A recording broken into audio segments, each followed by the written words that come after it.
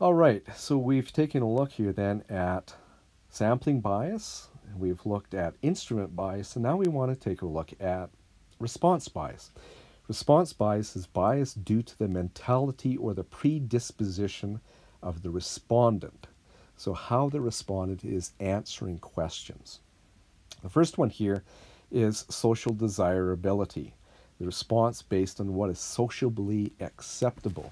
So, for instance, if I said to you something like, how often do you tend to get drunk in a particular month, then you would probably tend to downplay that particular number here, give me a smaller number, if that's something that you tend to do, say, fairly frequently. And you would tend to upplay a number such as if I asked, how many hours per week do you spend studying stats? And because of the social acceptability of the two here, or what's considered to be a good answer here. By the way, that's something that you tend to do subconsciously too. So it doesn't necessarily mean that you're lying. It's just that when I ask you in terms of the number of hours that you put in studying stats, we have a tendency to take parts of hours and increase them, or take a look at, say, a day where you study a lot and say that that's a more average day, or a more normal day, I should say, than some of the other days there. And so, yeah, I think I did that, 3 or 4 times last week when actually you only did it twice. So it can be an unconscious thing as well. Acquiescence, giving the desirable response. Obviously, that fits into what I just said here in terms of social desirability. But let me give you another example. You'll often find that I ask the question, you've seen this already in class, where I say, hey, is this making sense to you? If you're following along here, could you just put up your hand? And I recognize here that probably more hands go up than should. But when you take a look at this, you're saying, everybody else is putting their hands up, and I think I can get it. And I don't want to appear to be the person who isn't who isn't following along here. So I'm going to put my hand up.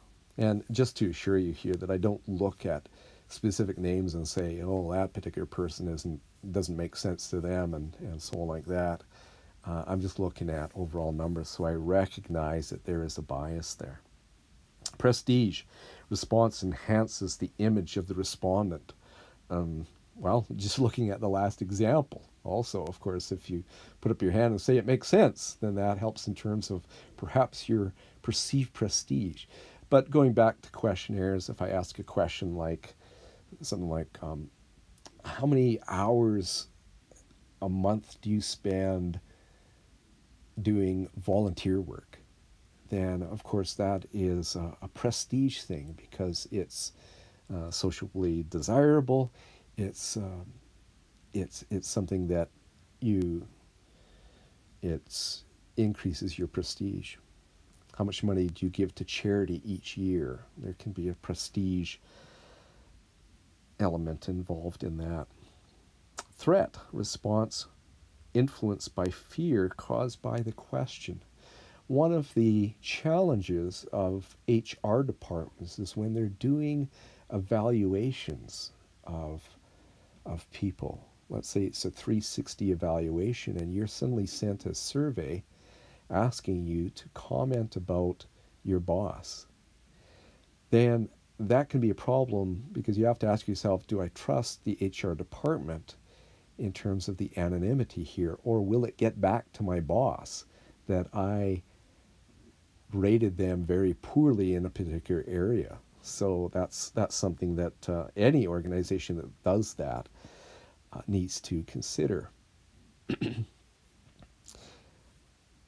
Hostility, feelings of anger resulting from a question. And so if you use particular terms, maybe they're politically charged terms and so on. The word left or right in terms of politics can, of course, politically charge a particular question and may even bring up thoughts of hostility and influence, therefore, the way that you answer the question. Auspices. Number 6, auspices, response influenced by the sponsor of the survey. If you know who it is that is behind the survey, then you may respond differently to the question. It's the UCP sending out a survey and so on. I'm going to really tell them what I think about them or something like that.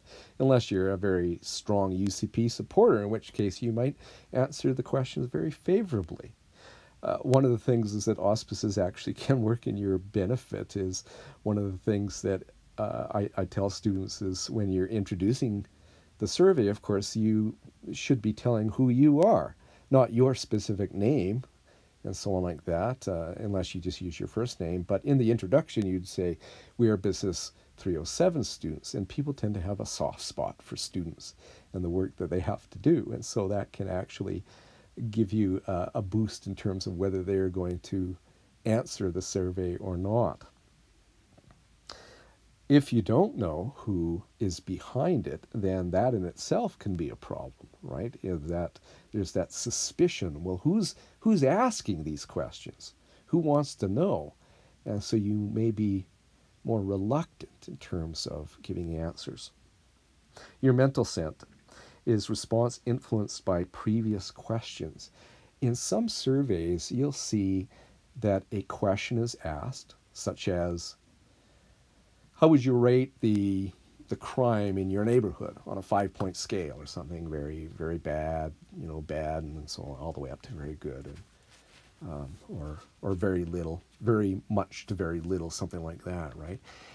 And then what the surveyor might do is to go into various areas of crime, and so talk about types of crimes and so on like that. So theft, or it could be vandalism and things like that, or vandalism to your car, or to the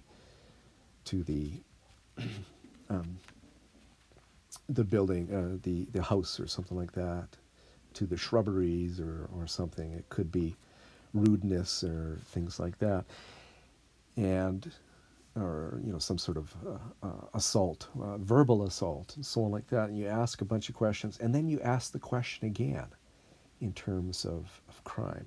And what you'll often find is that the answers change. What the surveyor is wondering is, does it change when people have more information, or when they've thought about it more deeply in certain areas? The order, the sequence affects the responses, the primacy and the recency effect. Let's jump away from surveys for a minute and talk about doing class presentations. And this is something that you're all aware of, and something that instructors really try to guard against not having this bias. And that is, you have 10 groups that are doing presentations over a 2-day period. And so the first group that goes, people tend to think of it differently than the ones that go in the middle or towards the end.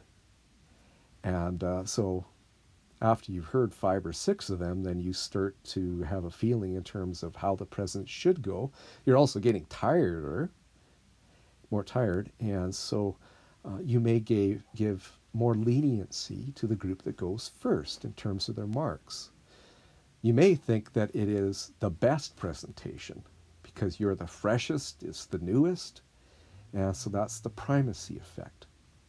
The recency effect is that you remember the last one more because it's the most recent one, and you might think that it was really great compared to the others, or that it was very poor compared to the others. It's the same with questionnaires in terms of the order of the questions. So if I'm asking you about a number of different issues, maybe it's 10 different issues, what I might do is to mix them up on different surveys. And so I might have 4 different versions of something of the surveys, and where the order of the questions are mixed up. Alternatively, or I shouldn't say alternatively, I should say as well, I might have questions where the actual choices that we have in the question are mixed up in order. So for instance, I might give you a list of 5 movies and ask you to choose your favorite movie from these 5. And the order that I actually list them is something that I may want to change in different versions. Now, one thing to note here, and that is, I don't want you to do that. It's a lot of work. You don't need to do that. So you just ask the same sort of set of questions in the same order with the same answers here in their order. So the last one here is extremity. Clarity of extremes and ambiguity of mid-range options encourage extreme responses. What would be an example of that? Well, if I said something like, what income category do you fall into? Low income, fairly low or something like that, or below, below average, and then middle income, and then above average or above middle, and then high income, or and then maybe very high or something like that. And then for very high, I put down over $150,000 a year, and then for very low, maybe under $30,000 a year, and then I don't define the ones in the middle. Then that is something where it's more ambiguous in the middle, so it's harder to get good answers in the middle.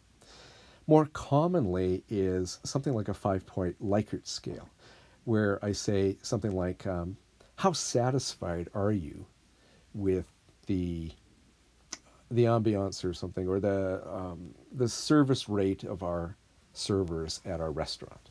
Okay.